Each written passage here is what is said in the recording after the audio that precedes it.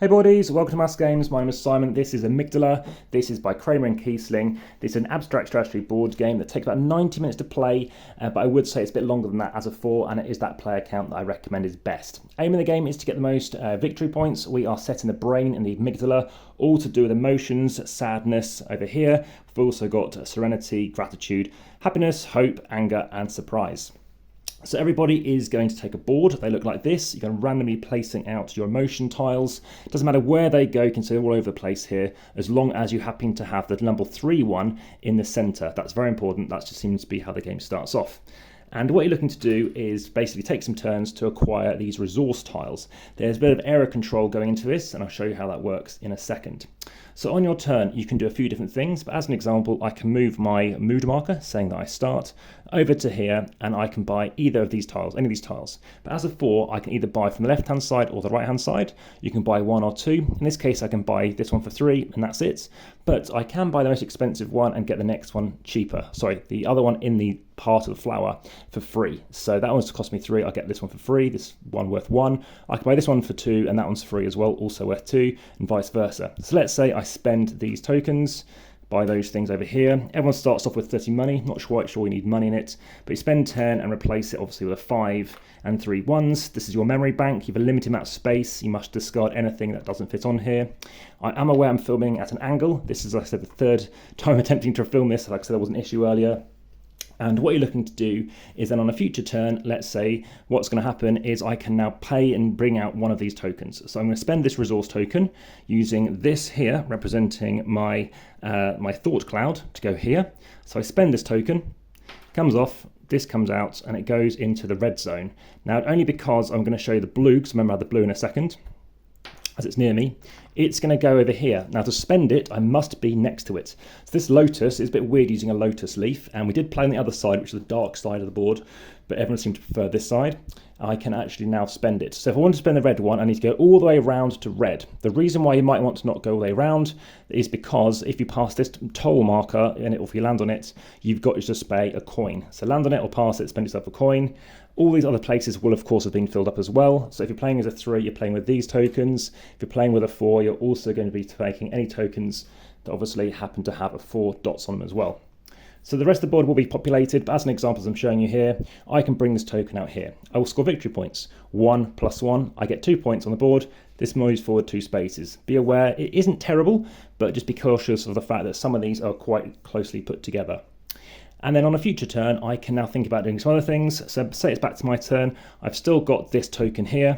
I can choose to maybe bring out this one to do this, or for some reason I might want to go somewhere else.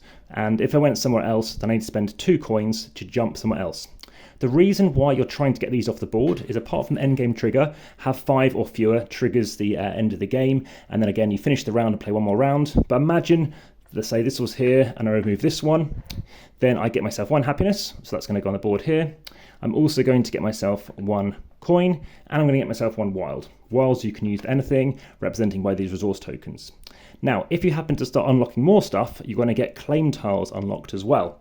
Claim tiles are very important because you're trying to have the most in these areas. So I've got the most, and you could say I'm going to get 10 victory points, but it's worth nothing if I have not got my claim tile out. So I need to be able to bring out these various emotion tiles and place this face down on the left-hand most spot in case of ties, and then I can score myself 10 points at the end of the game if it's going to end like this. However, if I come second, I'm going to get 5. In ties, it's always friendly towards the victor, and then obviously 2 points if you are in 3rd position. However, you can have loads in here. You could come first, but if you have no claim tiles, you're not getting any points. However, you've deprived somebody else of getting themselves 10 points.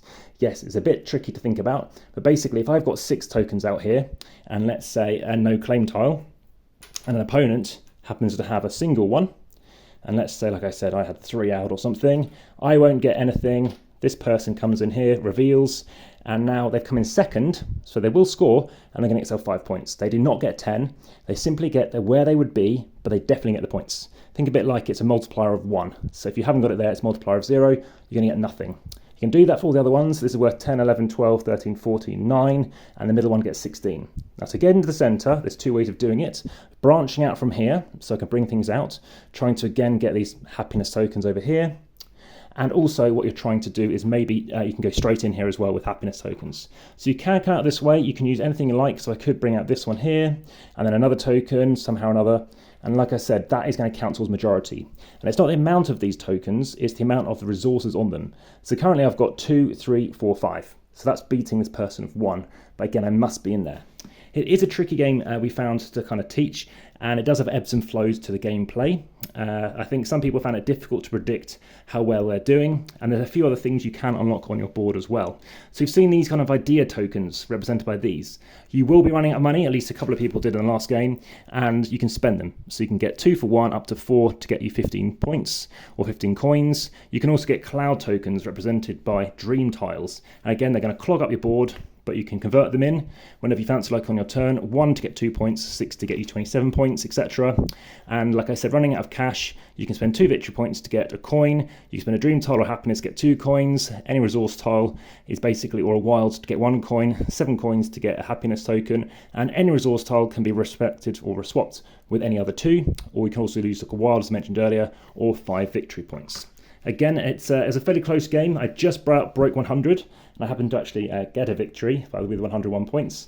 But it was close on second, and partially it was because I was blocking someone from taking the first position in one place, which seemed to perhaps do it for me, I'm not sure. It's an interesting game.